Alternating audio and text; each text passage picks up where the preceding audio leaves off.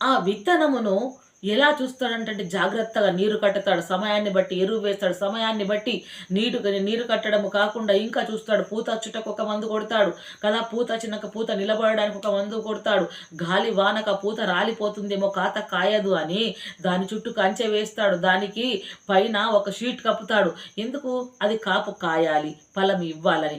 అప్పుడు అది ఫలించుటకు చూస్తాడు. మరి అదే విధంగా ఇక్కడ కూడా ఈ తోటమాలి అనగా తోటమాలి అని ఎవరిని అనుకుంటామంటే ఒక సేవకున్నే కావచ్చు, యేసుక్రీస్తుల ప్రభువును కావచ్చు కదా! యేసుక్రీస్తుల ప్రభువును కూడా కావచ్చు. అప్పుడు తోటమాలి అలా చూస్తున్నప్పుడు ఫలము ఇయ్యకపోతే ఏమనిపిస్తుంది? 3 సంవత్సరములు దానికి కావలసినంత ఎరువు వేసి, కావలసినంత మందు కొట్టి, పూత కొరకు ప్రయాసపడ్డాడు, కాత కొరకు ఎదురు చూస్తాడు. లేదు. లేనప్పుడు భూమి సారము చెడిపోతుంది. భూమి నేల చెడిపోతుంది కాబట్టి అప్పుడు ఏం చేయాలి? ఆ చెట్టును నరికి వేయాలి. నరికి వేసి కొత్త విత్తనమును వేయాలి కదా! కాబట్టి అదే విధంగా ఇక్కడ యేసుక్రీస్తు